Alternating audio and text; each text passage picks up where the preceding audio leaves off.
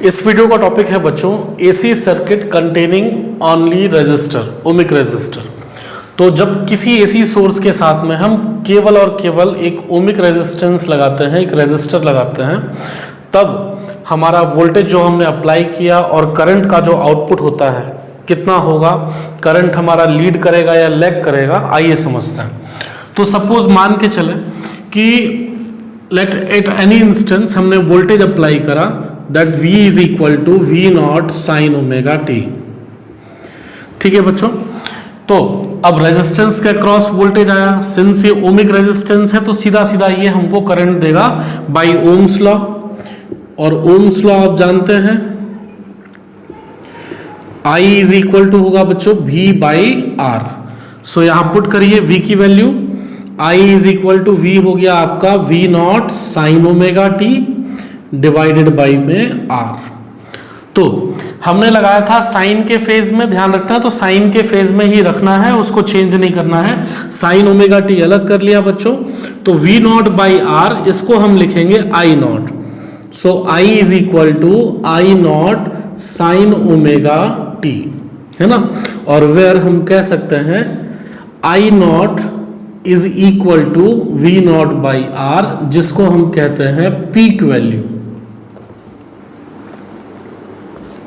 ठीक है बच्चों, तो इस तरीके से हमने वोल्टेज अप्लाई करा था V naught sine omega T और करंट आपको मिला I naught sine omega T.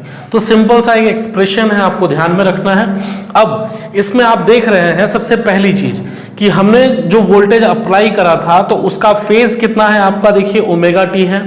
यहां पर जो करंट हमको मिला वो भी फेज कितना है, ओमेगा टी। दोनों में कोई भी डिफरेंस नहीं है, तो हम कह सकते हैं कि वोल्टेज और करंट दोनों में कोई फेज डिफरेंस नहीं है, मतलब दोनों साथ साथ चलते हैं। साथ साथ चलने का मतलब ये हुआ बच्चों कि जब वोल्टेज हमारा जीरो होगा तो करंट की वैल्यू भी जीरो होगी, और जब वोल्टेज अपने पीक वैल्यू पे पहुंचेगा, मैक्सिमम वैल्यू पे पहुंचेगा, तो उस समय करंट भी अपना मैक्सिमम वैल्यू को गेन करेगा।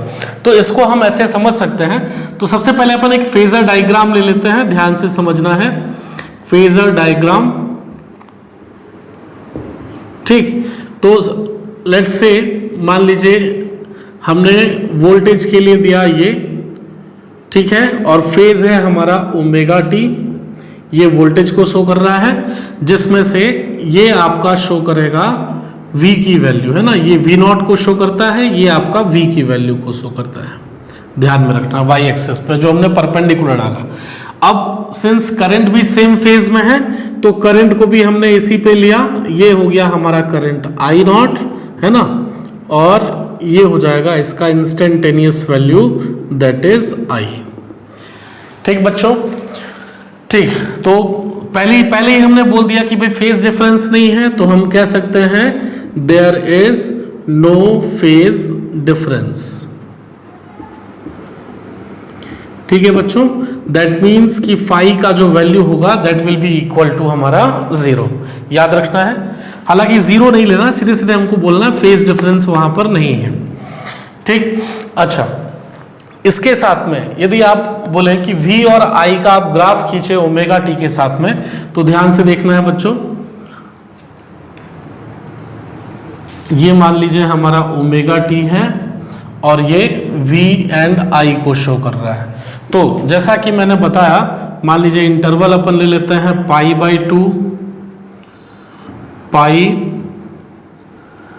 3 पाई बाई 2 एंड दिस इज 2 पाई। एक सर्कल पे ले लिया हमने, तो ये आपका वोल्टेज है which is getting maximum at pi by 2, और फिर पाई पे हो जाएगा ये वापस से जीरो, और पाई के बाद जब हम आगे बढ़ेंगे तो ये अपना डायरेक्शन को चेंज करेगा and it will get maximum, and thereafter again in 2 pi it will be zero. तो ये हो गया हमारा voltage V is equal to V naught sine omega T. Current में भी कोई फेज डिफरेंस नहीं है, मतलब जब वोल्टेज आपका जीरो है तो करंट भी जीरो है। सो करंट को भी हम यहीं से स्टार्ट करेंगे, और करंट भी देखिए आपका पाई बाई 2 पे मैक्सिमम आप देख रहे हैं, एंड देयर आफ्टर पाई पे ये भी आपका जीरो, अगेन 3 पाई बाई 2 पे नेगेटिव डायरेक्शन, और वापस से 2 पाई पे जीरो। तो ये हो गया आपका करंट की value I is equal to I naught sine omega T. तो तो ये बात ध्यान रखनी है बच्चों। एक्सप्रेशन हमारा क्या रहा, वोल्टेज क्या अप्लाई करा, करंट क्या रहा हमारा, देयर आफ्टर फेजर डायग्राम हमको निकालना रहेगा। फेज डिफरेंस है तो वो हमको बताना है, वीआई ग्राफ देखना है। देयर आफ्टर मान लीजिए हमने बोला कि इसका इफेक्टिव रेजिस्टेंस कितना होगा, तो आपको रेजिस्टेंस यहीं से निकालना है, आपकी पीक वैल्यू से निकालनी। सो सपोज हमने बोला इफेक्टिव रेजिस्टेंस, इफेक्टिव रेजिस्टेंस के लिए आप सीधे सीधे ओम्स लॉ को फॉलो करना है ना। आई नॉट इज इक्वल टू कितना है आपका, देखिए वी नॉट बाई में आर, और ओम्स लॉ कहता है आपका V बाई आई, यहीं से ले लें अपन, V by I is equal to R होता है ना, रेशियो कांस्टेंट होता है। तो इसको उसी फॉर्म में तोड़ें आप बच्चों, तो V naught by I naught is equal to क्या बचेगा बच्चों, आर। ठीक है, तो ये हो गया हमारा इफेक्टिव रेजिस्टेंस की वैल्यू। तो इतना आपको ध्यान रखना।